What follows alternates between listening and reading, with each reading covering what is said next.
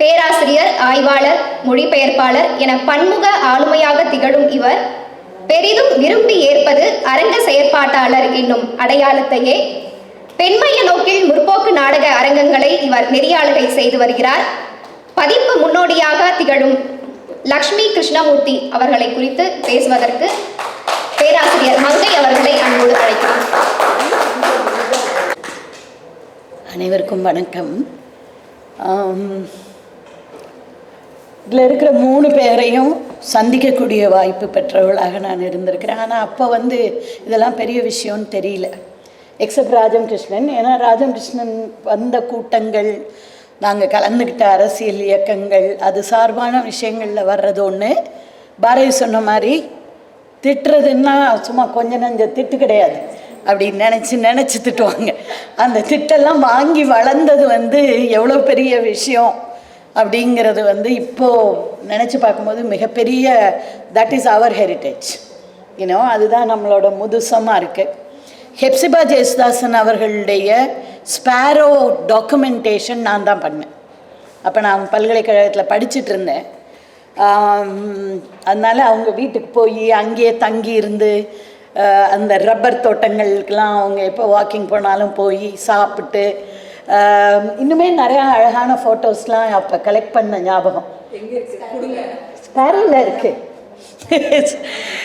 எங்கிட்டையும் document இல்லை, but அப்போ அவ்வளவோ தெரியாது. கேமரா தனியாக எடுத்துக்கணும், ரெக்கார்டர் தனியாக எடுத்துக்கணும், அப்புறம் அதை பற்றி எழுதி ஒரு கட்டுரை கொடுக்கணும். அப்படிங்கிற மாதிரியான ஒரு சூழலில் ஹெப்சிபாவை பார்க்கக்கூடிய வாய்ப்பு இருந்தது.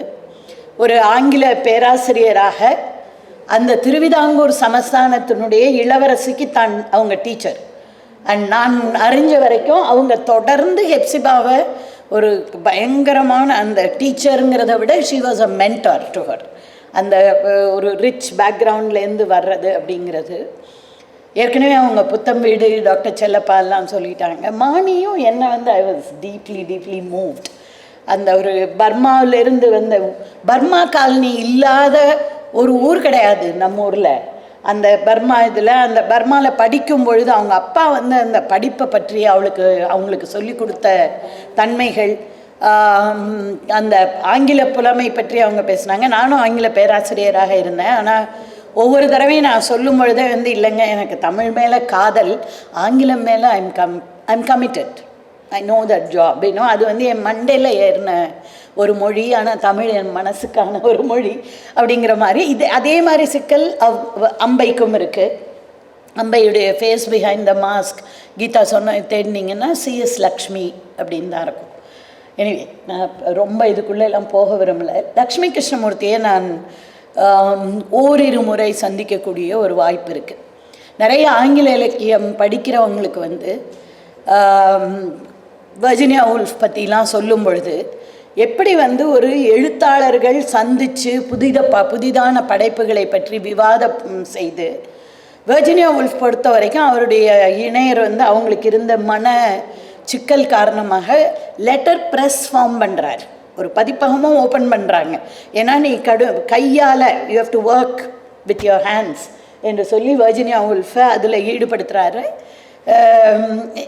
எல்லா சிக்கலும் இருந்தாலும் கோட்டுக்குள்ளே போட்ட கற்களோட ஆற்றுக்குள்ளே இறங்கினவங்க தான் வர்ஜினியா வூல்ஃப்னு நமக்கு தெரியும்.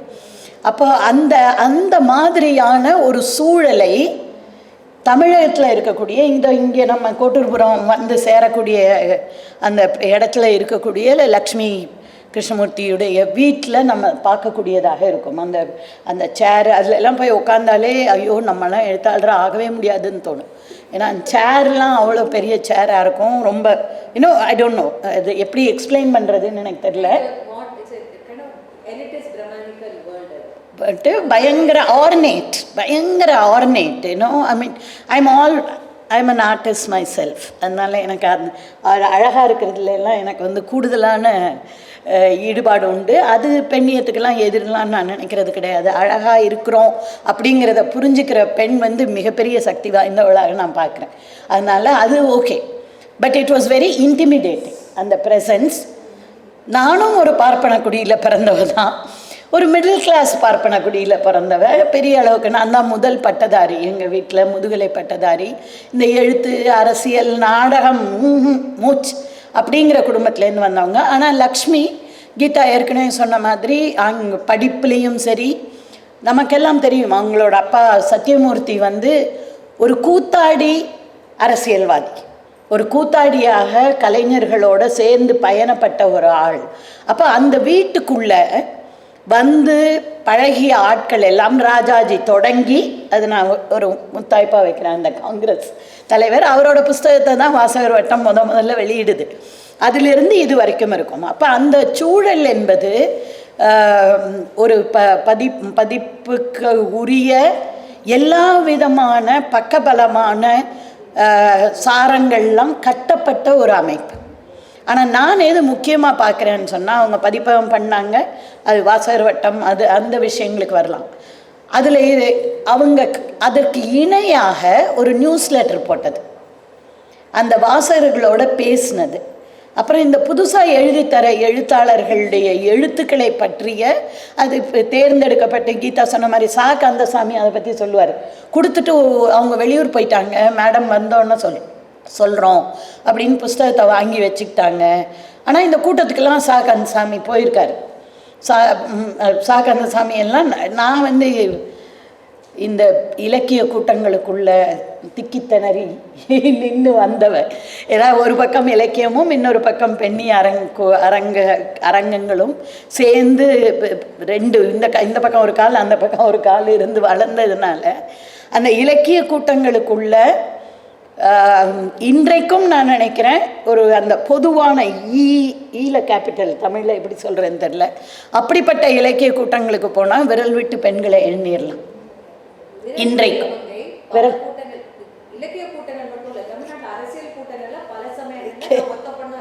இல்லை அதில் இப்போ நான்லாம் அப்படி பின்னாடி உட்காருவேன், சரி யாரும் நம்மளை எதுவும் கேட்டுறக்கூடாது அப்படின்னு.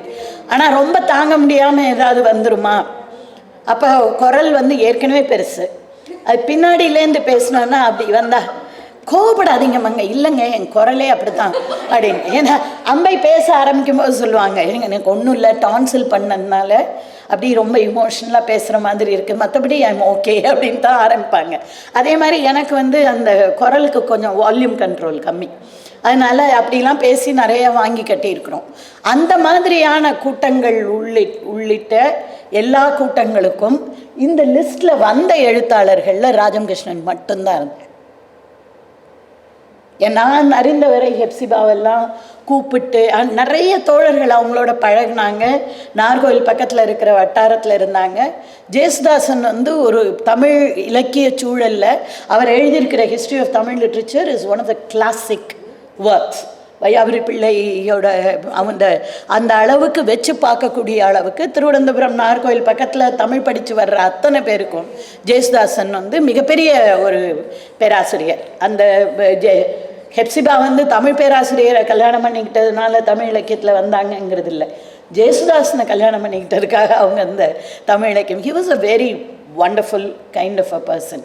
இப்போ லக்ஷ்மி கிருஷ்ணமூர்த்தியும் இப்போ அரசியல் ரீதியாக பார்த்தோன்னா ராஜம் கிருஷ்ணன் இந்த எண்டுனா, லக்ஷ்மி கிருஷ்ணமூர்த்தி 2 முறை எம்எல்ஏயாக இருந்தவங்க, காங்கிரஸ் எம்எல்ஏயாக இருந்தவங்க. ஆனால் நெருக்கடி காலத்தில் இந்திரா காந்திக்கு எதிராக பேசி உள்ளிருந்து வாதாடி சரிப்படாமல் வெளியில் வந்து ஜனதா கட்சி வேட்பாளராக அதே மயிலாப்பூரில் நிற்கும்போது தோற்று போகிறாங்க. அதான் அந்த ஸோ 2 பேரும் அரசியல் ரீதியாக வேற. வாசிப்பு என்று பார்த்தால் ஹெப்சிபாவும் லக்ஷ்மி கிருஷ்ணமூர்த்தியும் ஆங்கில கல்வியிலும் சரி எக்ஸ்போஷர்லேயும் சரி மிகப்பெரிய எக்ஸ்போஷர். ராஜம் கிருஷ்ணன் பொறுத்த வரைக்கும் சுயமாக படித்து வளர்ந்தவர், பாதி படிப்பை நிறுத்தப்பட்டவர். ஆனால் தேடி தேடி படிக்கக்கூடிய வாய்ப்பும் இது பல வெளிநாட்டு பயணங்கள் அதெல்லாம் போய் அவங்களுடைய அனுபவம் கொடுத்த விஷயம், அனுபவ கல்வி தான் அவங்களுக்கு கூட. அந்த குடும்ப சூழல் ராஜம் கிருஷ்ணன் பற்றி இவங்க சொன்னாங்க. ஆனால் ஹெப்சிபாவை பொறுத்த வரைக்கும் அது பாதி கிறித்தவம் சார்ந்து, இன்னொன்று இன்டெலெக்சுவல் சார்ந்து, அந்த அந்த வாழ்க்கை என்பது சமத்துவம் மிக்க, தோழமை மிக்க, ஒரு அறிவுலக பரிமாற்றம் மிக்க ஒரு அருமையான ஒரு உறவாகவும் நட்பாகவும் இருந்தது. அவர் இறந்த பிறகு அவர் ஆரம்பித்த 4 வால்யூம் அந்த இதை நான் முடிச்சிடணும் அப்படிங்கிற ஸ்டேஜில் தான் நான் அவங்கள பார்த்தேன். நிறையா சின்ன சின்ன தகவல்கள்லாம் அப்போ சொன்னாங்க. அப்போ நான் வந்து ஒரு 20-25 வருஷம் முன்னாடி எனக்கு இந்த உறவுகள் மேலே எப்போவுமே ரொம்ப அதிகமாக குடும்பத்தின் மேலே நம்பிக்கை கிடையாது. அது அந்த பிரச்சனை இருந்தது காரணத்தினால அப்படியே கேட்டுட்டு இருந்தேன். ஏன் அப்படின்னாங்க. ஏன்னா நானும் ஒரு தமிழ் பேராசிரியரை கல்யாணம் பண்ணியிருக்கேன்.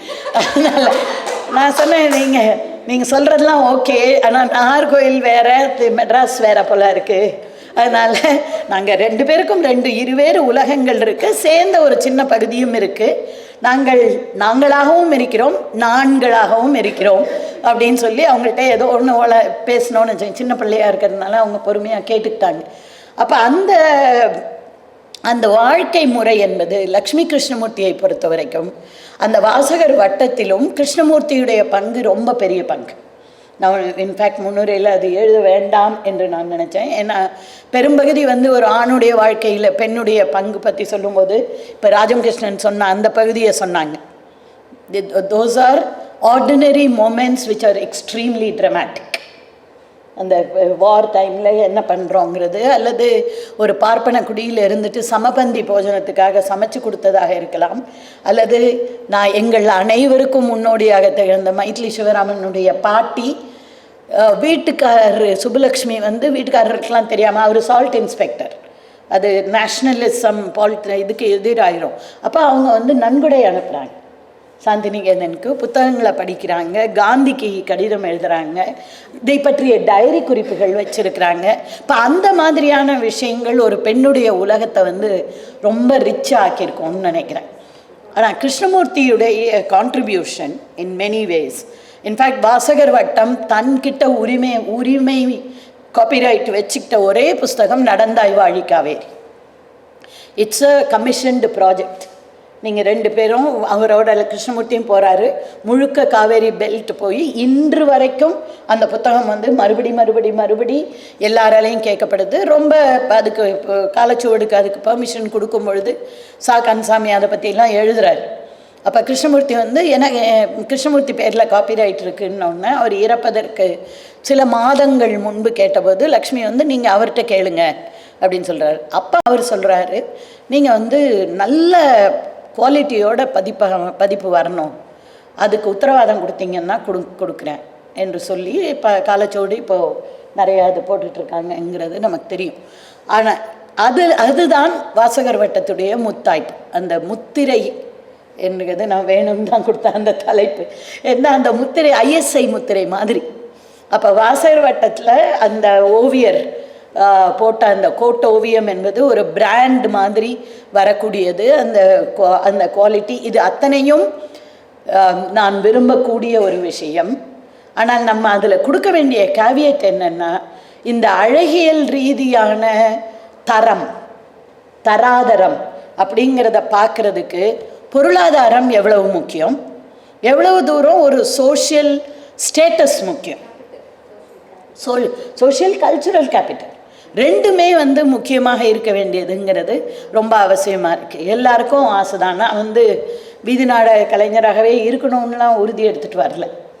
எனக்கும் நாடகம் நல்ல லைட் ஹீட்லாம் போட்டு அழகாக பண்ணணுன்னு தான் ஆசை. ஆனால் ஒவ்வொரு ஆடிட்டோரியமுக்கு போய் காசு கொடுக்குறதுக்கு நாங்கள் ஒரு 10 பேர் பிரியாணி நல்லா சாப்பிட்டு போயிடுவோம் அப்படின்னு தோணும் எனக்கு. இப்போ வந்து 200 பேர் பிரியாணி சாப்பிட்லாம் ஆடிட்டோரியம் கொடுக்குற காசுக்கு. அப்போ அந்த ஆடிட்டோரியம் காசு, அந்த லைட்டிங்க்கான காசு, அப்போது வாட் இஸ் டிசைடிங் மை எஸ்தெட்டிக்ஸ்ன்னு நான் பார்க்குறேன். அப்போ வாட் இஸ் டிசைடிங் மை அந்த வகையில் பார்த்தோன்னா வாசகர் வட்டம் என்ற பதிப்பகம் என்பது ஒரு ISI முத்திரை கூறத்தக்க அளவுக்கு ஒரு குவாலிட்டியான ஒரு விஷயத்தை கொடுத்துச்சு அப்படின்னு.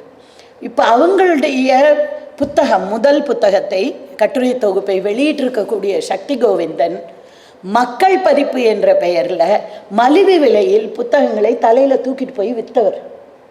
அந்த புத்தகத்துக்கு அவர் எழுதும் போதே சொல்கிறாரு, நம்ம ரொம்ப மதிக்கக்கூடிய சத்தியமூர்த்தியுடைய மகள் என்று சொல்லி. அப்போ ஒரு 20களில் ஒரு வளர்ந்து வரக்கூடிய சூழலில் அன்றைக்கு இருந்த கலைமகள், கல்கி போன்ற இதில் எல்லாம் எழுதின கட்டுரைகளுடைய ஒரு தொகுதியாகத்தான் அதைத்தான் நான் கால் பாவாத பெண்ணியம் என்று நான் நினைக்கிறேன். ஆனால் அந்த பயம் இருக்குது அவங்கள்ட்ட. நம்ம வந்து எங்கே நம்ம இப்படி தான் நினைக்கிறோன்னு உறுதியாக சொல்லிட்டோன்னா அந்த பயம் எல்லாருக்கும் இருக்கிற பயம். நமக்கு இருக்கக்கூடிய பல்வேறு ப்ரிவிலேஜஸ் என்று சொல்லக்கூடியது. அந்த ப்ரிவிலேஜில் ரொம்ப முக்கியமான ப்ரிவிலேஜ் கல்யாணம், புருஷன், குடும்பம், கௌரவம், மரியாதை, உத்தமித்தனம் எல்லாம். அந்த ப்ரிவிலேஜ் எல்லாம் போயிடக்கூடாதுன்னு ரொம்ப கவனமாக இருந்து தான் லக்ஷ்மி கிருஷ்ணமூர்த்தி செயல்படுறாங்க. அதை கேள்வி கேட்குற வாய்ப்பும் அவங்க வாழ்க்கையில் கிடையாது. ஹெப்சிபா வந்து ஒரு ஒட்டுமொத்த இனமுமே வந்து இன்றைக்கு தலித்துகளுக்கு முன்னாடி ஒரு 2 இன்ச் மட்டுமே இருக்கக்கூடிய ஒரு சமூகம். காமராஜர் இல்லைன்னா அந்த சமூகத்தை பற்றி நமக்கு யாருக்கும் தெரியக்கூடாது. அந்த சமூகத்தில் பிறந்து பர்மாலேருந்து போன ஒரு குடும்பத்திலேருந்து வந்து ரப்பர் தோட்டத்தில் வச்சு பிழைச்ச ஒரு குடும்பமாக இருக்கிறதுனால அந்த ஜாதி பற்றிய பிரஜை இருக்குது. ராஜம் பற்றி இப்போ கீதா சொன்ன மாதிரி, பாரதி சொன்ன மாதிரி நான் நினைக்கிறேன் நம்ம பார்க்கக்கூடிய, ஏன்னா ராஜகிருஷ்ணனுக்கு அடுத்து ஓரளவுக்கு உழைப்பாள பெண்களை நம்ம கண்ணு முன்னாடி கொண்டு வந்து நிறுத்த முயற்சிக்கக்கூடிய எழுத்துக்களாக தமிழ்ச்செல்வியுடைய எழுத்துக்கள் நமக்கு வந்தது. தொடர்ந்து இல்லைன்னு நான் நினைக்கிறேன், பட் ஓரளவுக்கு வந்தது. பட் அவங்கள்ட்டையுமே சில எச்சரிக்கைகள் இருக்குது, காஷன் இருக்குது, இன்க்ளூடிங் காஸ்ட். அந்த விஷயங்களையும் நம்ம வந்து தொட்டு காட்ட வேண்டிய ஒரு அவசியம் இருக்குது. இருப்பினும் பெண்ணியம் என்பது அல்லது பெண்ணியங்கள் என்பது கொண்டாடுறதுக்காக இல்லை, நூற்றாண்டு ஞாபகம் வச்சுக்கிறதுக்காக. நீங்கள் போட்ட ஏதோ ஒரு அடியில் நாங்கள் உங்கள் தோள் மேலே தான் நின்று பார்க்குறோம். அப்போ கண்டிப்பாக அவங்களையும் எடை போட்டு தான் பார்ப்போம். பாரதி சொன்ன மாதிரி நம்ம வீட்டில் இருக்கிற கதை, எங்கள் அம்மாவுக்கு என்னென்ன பிடிக்குங்கிறத பற்றி புரியறதுக்கு எனக்கு பல வருஷம் ஆச்சு. ரொம்ப வெட்கப்பட்டேன் நான். எங்கள் அம்மாவுக்கு வீணை பிடிக்கும். எங்கள் அப்பா ரிட்டையர் ஆன பிறகு தான் எங்கள் அம்மா அந்த வேலையெல்லாம் செய்ய ஆரம்பித்தாங்க. பெண்ணியத்துக்கு அவங்களுக்கு ரொம்ப தூரம். கல்கி புத்தகத்தை பைன் பண்ணி படிக்கிறவங்க தான். ஆனால் என்னுடைய வாசிப்புக்கு அடித்தளமிட்டது 8ஆம் வகுப்பு படித்த எங்கள் அம்மா. அதை நான் எழுந்தேங்கிறதுக்காக எங்கள் அப்பாவுக்கு ரொம்ப கோவம். ஏன்னா அவர் அப்போ 11ஆம் கிளாஸ். அப்போ ஏன்னு கேட்டோன்னே நான் சொன்னேன், நான் பார்த்து நீ நியூஸ் பேப்பர் தவிர எதுவுமே படித்ததில்லை. ஆனால் எங்கள் அம்மா வந்து அலையோசையிலேருந்து எல்லாத்தையும் உட்காந்து படிச்சிருக்காங்க. கடைசி அவங்க சாகிற வரைக்கும் அந்த புத்தகத்தை யாருக்கிட்டேயுமே கொடுக்க அவங்களுக்கு மனசே வரல. பைன் பண்ணிலாம் வச்சு. அப்போ அந்த அங்கீகாரத்தை அவர்கள் பெண்ணாக பிறந்தால் பெண்ணியவாதிகளாக ஆக மாட்டார்கள், ஆக மாட்டோம் அப்படிங்கிறது நம்ம எல்லாருக்கும் தெரியும். அப்போது அந்த பெண்ணிய பற்றிய சிந்தனையும் பெண்ணை மையப்படுத்திய ஒரு பார்வை என்பதும் விரும்பியோ விரும்பாமலோ ஒவ்வொரு பெண்ணுக்கும் ஒரு அளவுக்காவது வந்து சேர்ந்துருது அப்படிங்கிறது தான் நம்ம வந்து பார்க்குறோம். அது வந்து நான் நினைக்கிறேன் ஈவன் அந்த சிவத்தம்பி சார் கண்ணீர் இழிப்புகள்னு சொன்ன லக்ஷ்மியோட கதையிலேருந்து இருக்குது. ஆனானப்பட்ட அம்பை இன்னைக்கு சாகித்ய அகாடமி விருது வாங்கியிருக்காங்க, எல்லாரும் பேசுகிறோம். நான் சார்ந்திருந்த ஜனநாயக மாதர் சங்கத்துடைய மகளிர் சிந்தனை இதழில் வீட்டின் மூலையில் சமையல் அறைக்கு நான் முதல்ல விமர்சனம் எழுதும்போது அம்பைக்கு பயங்கர குஷி. பரவாயில்லையே நீங்கள் இதெல்லாம் படிக்கிறீங்களா என்ன, அதில் யோனிலாம் போடக்கூடாதுன்னு எடிட்டிங்லாம் பண்ணோம், அது வேறு விஷயம். அப்போ எனக்கும் 20 வயசு, அப்போ எனக்கும் ஒன்றும் தெரியாது, 20களில் இருந்ததுனால அது பேசலை. அப்போது அந்த பெண் எக்ஸ்பிரஷன் அல்லது பெண் மொழி என்பதை சிரத்தையாக எடுத்து கவனித்து இலக்கியம், அரசியல், வாழ்க்கை ஆகிய அனைத்து புள்ளிகளையும் இணைத்து பார்க்கக்கூடிய ஒரு பார்வை என்ற வகையில்தான் இந்த 3 பேரையும் நம்ம ஒன்றா பார்க்குறோம் என்று நான் கருதுகிறேன். இந்த வாய்ப்புக்கு மிக்க நன்றி. உண்மையிலேயே அது பெரிய விஷயம். அதுவும் நான் ஹர் ஸ்டோரிஸ் மாதிரியான பதிப்பக முயற்சி, பக்கத்துலேயே கீதா உட்காந்துருக்குறாங்க, அந்த மைத்ரி பதிப்பகத்துக்கு நம்மளால் தீனி போட முடியல. எழுதுறதுக்கான, எடுத்து போட்டு செய்கிறதுக்கான, அதுக்கான முதலீடு, இப்படி பல விஷயங்கள் அப்படி வந்து குமிழ் மாதிரி. ஆனால் அது எங்கேயோ வந்து நிச்சயமாக ஒரு அக்னி குஞ்சாக இருக்குது அப்படின்னு நான் நம்புகிறேன். ஸோ அந்த மாதிரி பதிப்பகத்துறையில் வந்திருக்கக்கூடிய வெவ்வேறு பதிப்பகங்களை சார்ந்தவர்களுக்கும் பெண்களுக்கான பதிப்பகம் என்பதை முன்னிலைப்படுத்தி ஹர் ஸ்டோரிஸ் செய்து கொண்டிருக்கிற இந்த பணிகளுக்கும் தலைவணங்குகிறேன். நன்றி, வணக்கம்.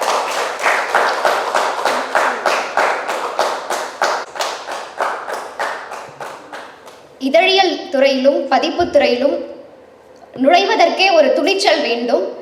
அந்த வகையில் லக்ஷ்மி கிருஷ்ணமூர்த்தி அவர்கள் பதிப்பகம் தொடங்கி நடத்தியுள்ளார் என்பது குறித்தான செய்திகளை வழங்கிய பேராசிரியருக்கு நன்றி. அவங்க பேசும்போது அவங்க பேசுனதை கேட்டேன். இருந்தாலும் எனக்கு அவங்களுடைய காணொளிகள், அந்த மரப்பாச்சி தியேட்டர், அதில் நாடகங்கள் பார்த்தது அதுதான் என் கண்ணு முன்னாடி ஓடிட்டே இருக்கு. என்னால் ஒரு பக்கம் பேச்சையும் கேட்க முடியுது, கவனிக்கவும் நான் முயற்சி செய்கிறேன். ஆனால் என்னால் என்னுடைய அந்த மனதில் அந்த நிழலாடிட்டு இருக்க அந்த மரப்பாச்சி தியேட்டரை ஒதுக்க முடியலை. நன்றி.